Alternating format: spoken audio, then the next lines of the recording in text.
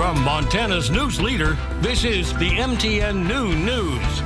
Good afternoon. Thanks for joining us on the Noon News. I'm Augusta McDonnell in for Diane Parker.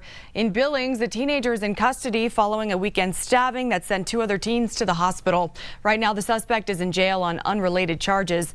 The stabbings happened Saturday morning in the 300 block of Monroe Street. A 17-year-old boy suffered life-threatening injuries, and an 18-year-old was injured as well. We'll continue to follow that. And when it comes to cardiac arrest, the time between life and death is just minutes apart. That's why first responders want young people in Butte to know life-saving CPR techniques. MTN's John Amey was at Butte High last week, where students learned an important skill. Boo. Hey, this guy may be the real dummy, but he's smart enough to teach some Butte High sophomores very important life-saving techniques. In the case that somebody has a cardiac arrest, they'll be able to do something that may save someone's life. Hopefully they never have to use this skill, but should they encounter it, they'll have the skills necessary to help make a difference for somebody in our community. First responders with the Butte Fire Department, A1 Ambulance, and Intermountain Health recently spent 3 days teaching the sophomore class at Butte High how to do chest compressions in the event of somebody going into cardiac arrest. Time is of the essence when it comes to saving a victim of cardiac arrest. We definitely need the public to help us because the fire truck, the ambulance, the police cruiser only drive so fast. Hash said there is an 89% mortality rate in this country for people who suffer a cardiac arrest outside of a hospital. Permanent brain damage can occur after just 4 minutes and death after just 8 minutes. If we intervene quickly, we can double, if not triple, their chance of survival.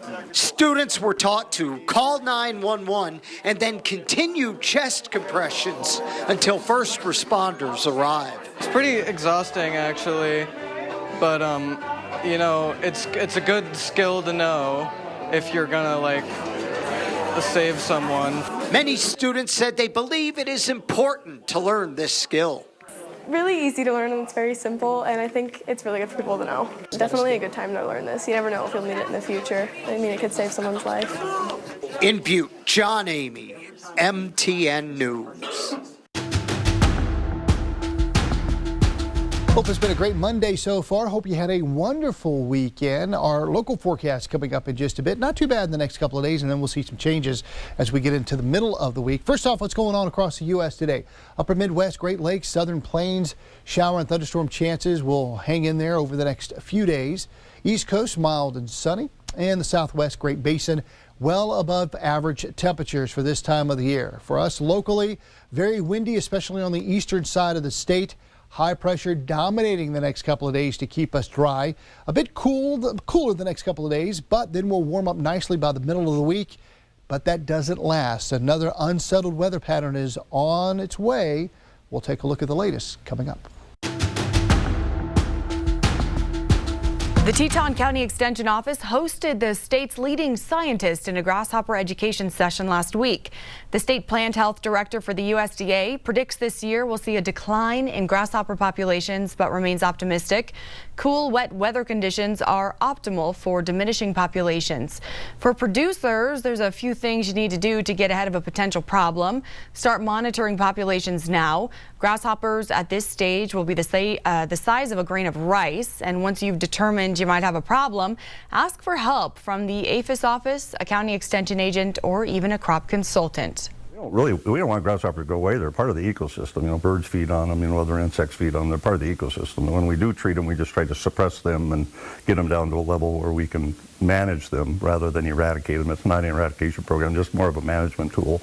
It's very vital for people to pay attention on it and get out early, you know, do some monitoring and try and stay ahead of it. And a Billings legend passed away over the weekend. Rocker Chan Romero grew up in Billings and was best known for writing and recording the Hippie Hippie Shake. His iconic song appeared in dozens of films, was covered by several other artists, including the Beatles. The Billings senior grad was the first Latino ever inducted into the Rockabilly Hall of Fame. And in case you weren't aware, happy Earth Day to all of you across Montana. The last 2 decades, we've come a long way in assuming responsibility for the future health of our planet, and it all starts at the local level. MTN's McKenna Dickey is at Giant Springs Park. Taking care of the earth can feel like a big responsibility, but here at Giant Springs State Park, they're teaching kids that a little effort goes a long way. This event includes earthly crafts and active games that will be provided to children, and it is intended to entertain participants but also educate them on sustainable practices for nature-based recreation. Each of the crafts and activities provided at the Earth Day celebration taught an important lesson to the kids about how to respect the parks and nature. We are caring for the birds by providing do-it-yourself bird feeders. We are practicing throwing away our trash by playing games of trash basketball and so much more. Earth Day is on Monday, April 22nd, which encourages everyone to celebrate nature and work together to create a better future for the next generations to come. It is important to introduce children to nature and important to provide good examples for them to treat nature respectfully because that is our future generation and our parks will depend on them. We couldn't do this without the community. Big events like this really depend on the people that come to it. And moving out of our winter months and into spring and summer, we are excited to offer more events for community involvement and educate people that come. In Great Falls, I'm McKenna Dickey with MTN News. Fishing is a way of life here in Montana, and conservation is at the top of the list. The Montana Fish, Wildlife and Parks are collecting eggs here at Holter Lake to be placed in fisheries around central Montana. So today we are doing our annual Eagle Lake strain rainbow spawn here at Holter Reservoir. And what we're doing is these fish that we have collected were stocked by the hatcheries in this reservoir where they've lived for 2 to 3 years. We've captured those fish and we have separated them in preparation for the spawn, males and females. Basically, we're helping them complete their life cycle because they don't naturally spawn by themselves in our reservoirs. This process is helping the fish complete its natural reproduction cycle of life. We are looking to collect around 350,000 eggs from Holter Reservoir, which we will take back to Big Springs Trout Hatchery and begin the raising of the fish, and eventually they will return back to Holter next year as an 8-inch fish in our stocking program. Conservation is a part of Montana. These folks here love what they do. Conservation! Helping maintain the population of natural rainbow trout along Montana's lakes and waterways.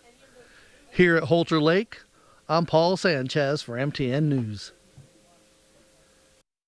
Up next, Miller's in with another check of today's weather. Plus, we'll have some details on how virtual reality is helping veterans.